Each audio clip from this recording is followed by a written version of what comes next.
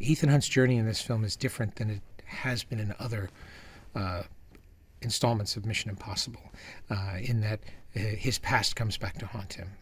The title Fallout refers not only to the literal meaning of nuclear fallout, but also to the fallout of all of his good intentions. What I was really interested in doing in this film was giving Ethan a more emotional journey.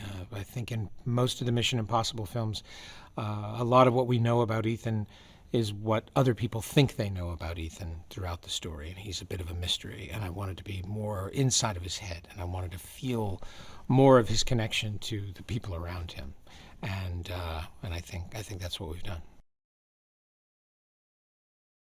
What happens in my experience on the last film and this one, bringing the team together is a real challenge. The story seems to scatter them, it's very rare where you find moments where you have the whole team together, and so you look forward to those days on the schedule where you see everybody is there, because it's always a very different atmosphere. It's a lot of fun. And there was a day in particular where they all end up in a car together for one brief moment. Right before the car chase kicks off, the team is reunited, and almost immediately they're separated again. But having them all together on that day, everybody horsing around in the car, it was great fun.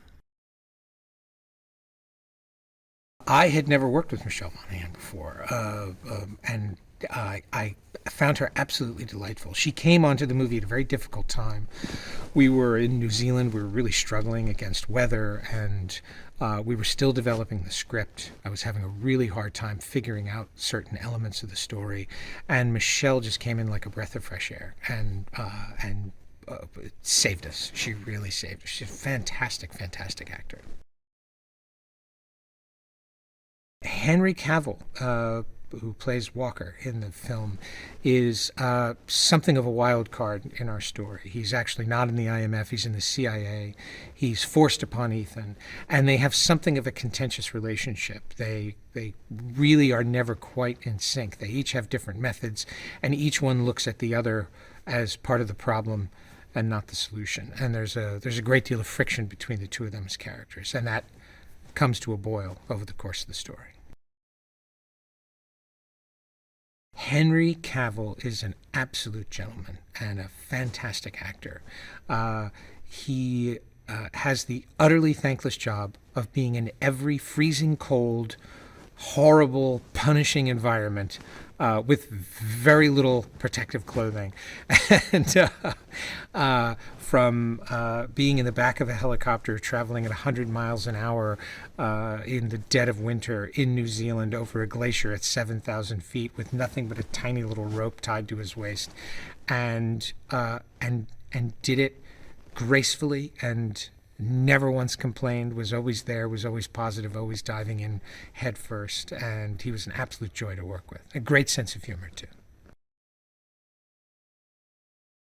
There's nobody funnier than Alec Baldwin. He is such a delight to work with, and he guaranteed his place on the roster based on the last movie, and we bring him back in sort of a special way. I was determined to not have Alec be the guy in the office. I wanted to see him in the field, and I wanted Alec to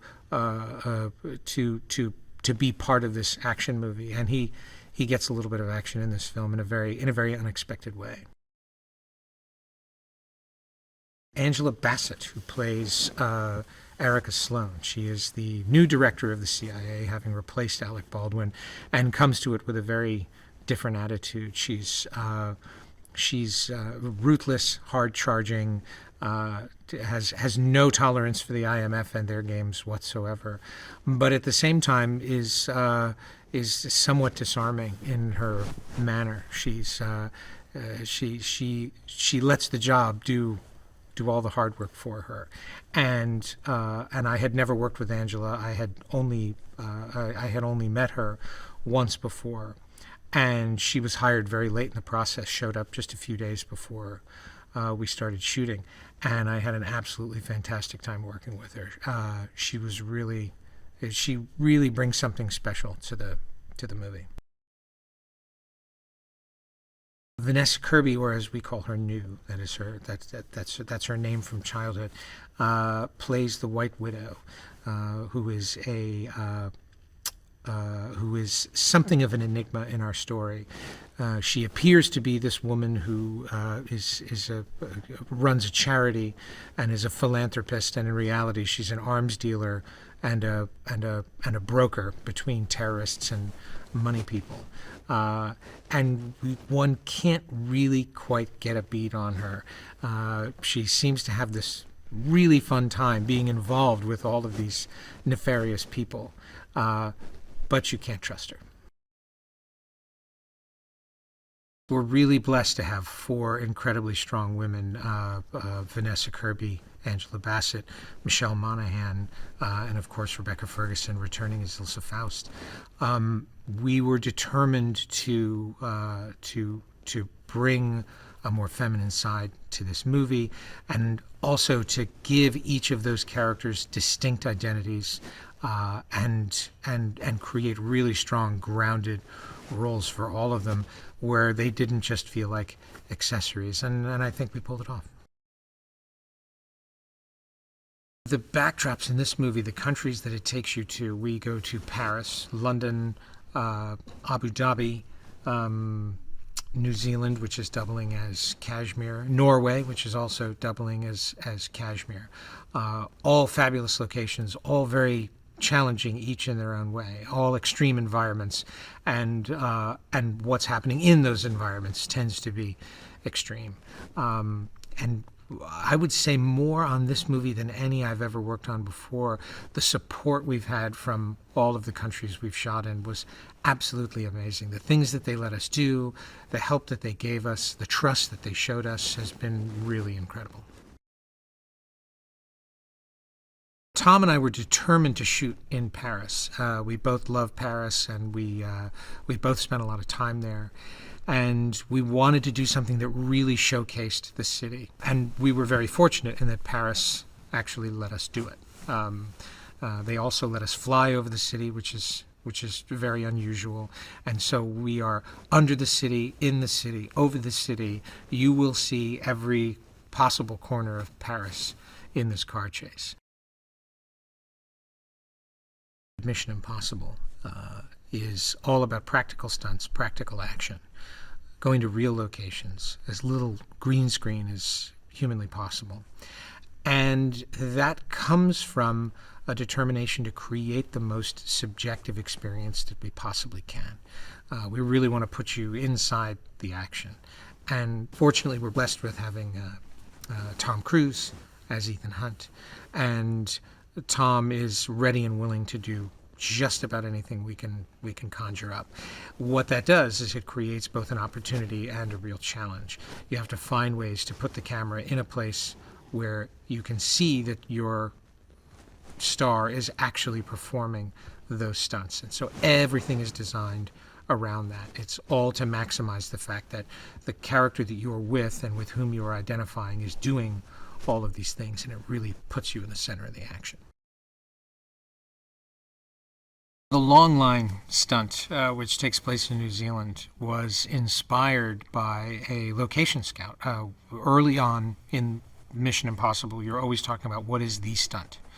And we were looking desperately for what that was. We had a story, we had an outline, and nowhere in that outline was there room for something like the kind of stunt we were looking for. We had a lot of spectacular stuff, but nothing that was sort of a signature stunt that you were going to see in the trailer. And I called Tom and pitched him this idea for the long line gag, and of course Tom loved it. And then of course we pitched it to Wade Eastwood, who had to come up with a way to do it without killing Tom.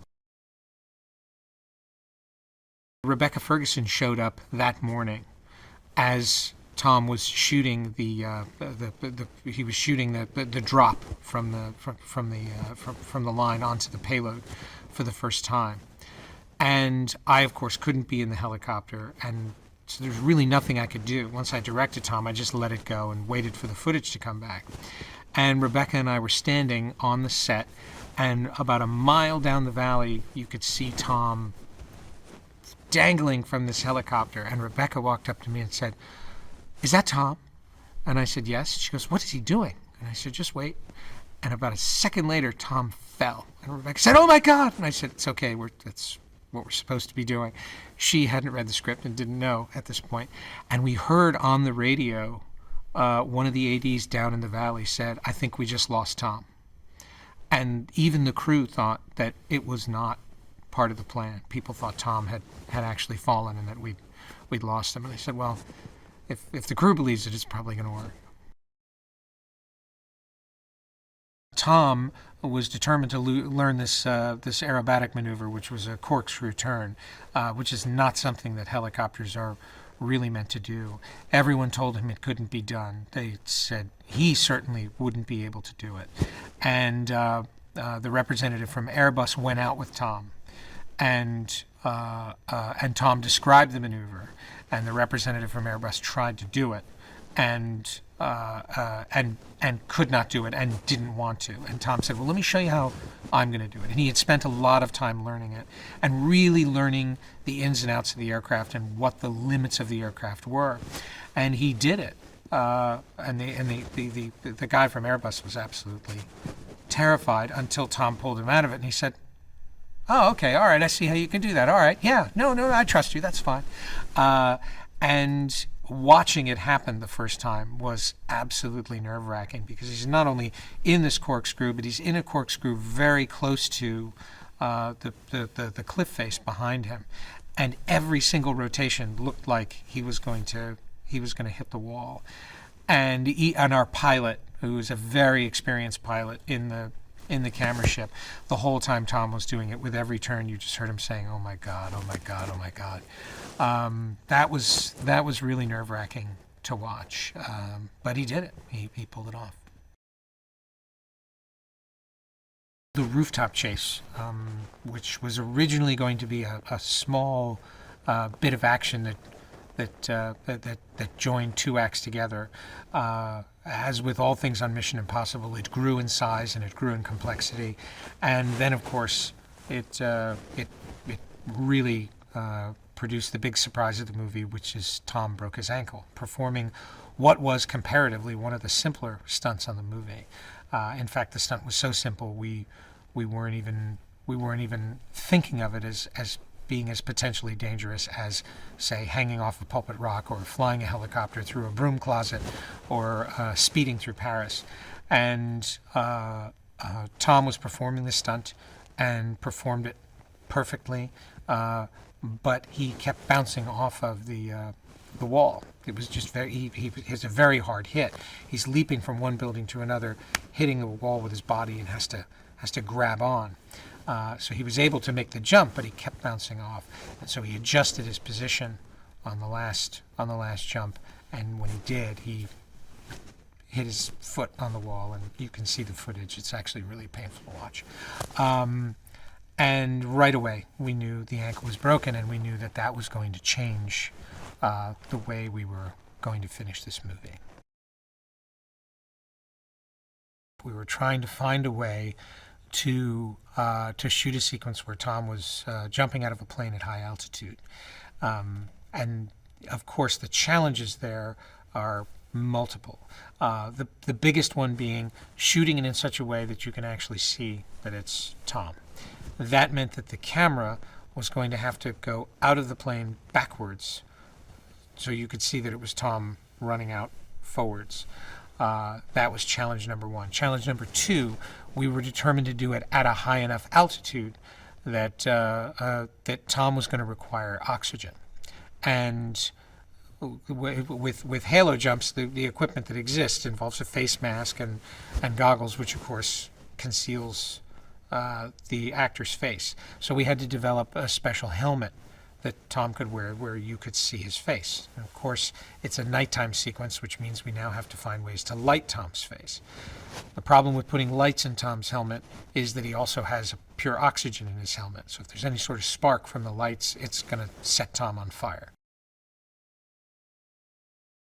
Normally, what you see when you're looking at skydiving footage is you're looking at stuff that's shot on a GoPro, and it's a very wide lens. It's very forgiving in terms of its focus, and a lot of times it has autofocus on it.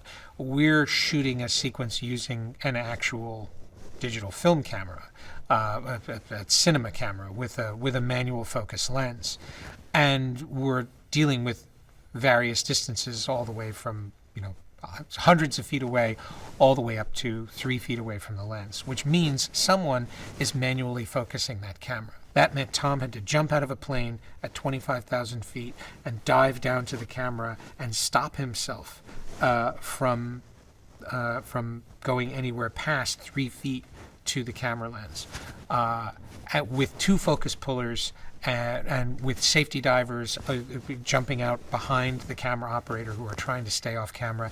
It's an incredibly, incredibly complicated shot. I still can't believe we got it. I'm amazed by it.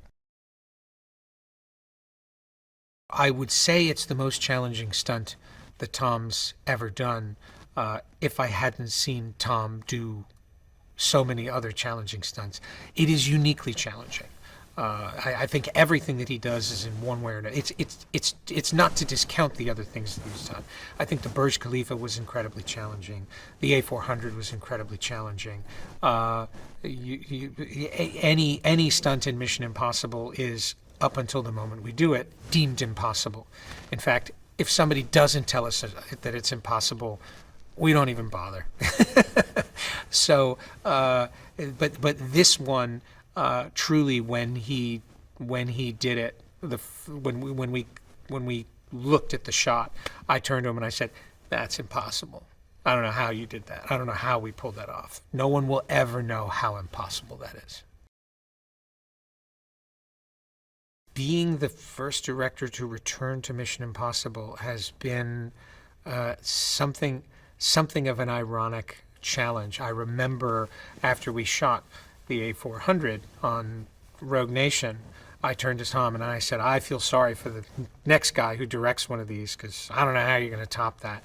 And I never should have said that, because then I found myself about a year later faced with that challenge. And so I was determined to do more, not just to have a stunt, but to have multiple stunts and have all of those stunts be in some way or another uniquely challenging. And as a result, we ended up with the helicopter chase, we ended up with the halo sequence, we ended up with the fight on Pulpit Rock, and not to mention all the other things that he's doing with the car chase, the motorcycle chase, the foot chase. Each of those had to be presented in a way that were that were different, so that it wasn't just another chase. I think Tom and I work together so well because we're purely about story and character. Obviously there are a lot of other things that go into making a movie, but those two things come first. And we have such a similar understanding in terms of what makes those things important and really what makes those things resonate emotionally for us. And we've made a number of films together, and so we've really learned each other's rhythms, and there's a really great sense of trust. Tom will suggest things to me that are completely alien, that I don't understand how that's ever going to work on film, and I don't question it. I say, "Great, okay, let's do that." And those will be the things that really make a sequence come alive. So it's great to be to show up on set and to know exactly what it is you're doing, and then have your partner come over and say, "What about this?" or "Are you looking at that?" and always have them be right. There is not a rule book for Mission Impossible. There's not, nor is there a rule book for how to make a Tom Cruise movie. He doesn't really approach films that way. He's a very instinctive filmmaker. He's a very emotional filmmaker.